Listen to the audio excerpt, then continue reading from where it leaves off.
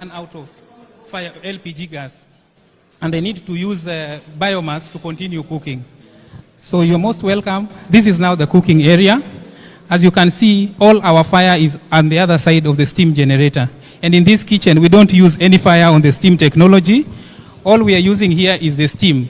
So as steam comes from the other side, you can be able to see the pressure of the steam through the steam gauge. There's a main control valve, which when I open, it pushes the steam to all the pots. So each and every pot can be cooked simultaneously or one at a time. The main advantage is that this steam technology cooks meal within the shortest time possible. It takes about 15 minutes to cook 600 kilos of rice. It takes 1 hour to cook over 1,000 kilos of maize and beans. And after preparing the meals, the cooks don't have to serve from the pot. All they do is to turn the knob. Toa hii kifuniko. Like at the moment, we have already cooked dinner for the school. So that is rice and dinner. Yeah. Lunch and dinner. By this time, it is ready. And this is a school catering team.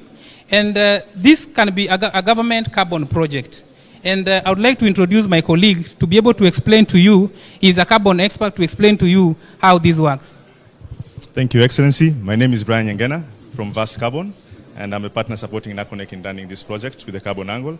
I think you can agree a setup like this is what is very much needed across schools, and we need to be able to scale it out to nationally to the rest of the boarding schools.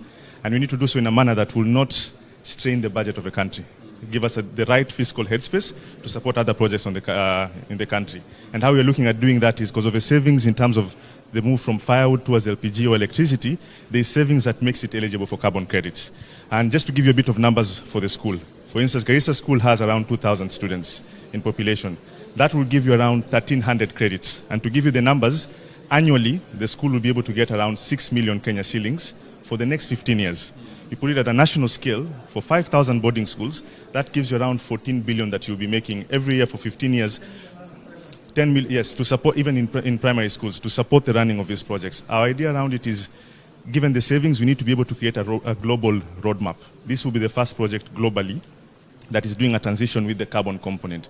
And our plan is that, Mr. President, when we get to COP30, we will deliver this as the first project that you'll be able to demonstrate at a global stage on how a project can be run at a national stage, leveraging carbon finance to support governments to find sustainable ways of running government projects.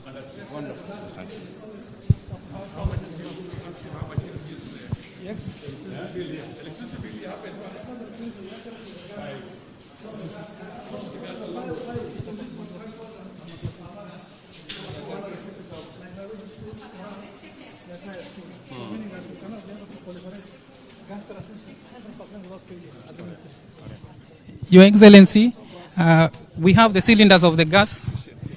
We have the gas cylinders there, which was donated by the Ministry of Petroleum, that is going to be used to power the steam generator, so that schools like this can stop using firewood as a source of fuel and rely on LPG entirely for cooking. These are 2 tanks of 2 tons, and they can be able to run this school for about 4 to 6 months. If they use the steam generator. But if they are using direct cooking, it will be less, because the other normal cooking technologies consumes a lot of gas. And so that will make the schools to become more sustainable. Thank you. Very good. Firewood will be saving 98% firewood.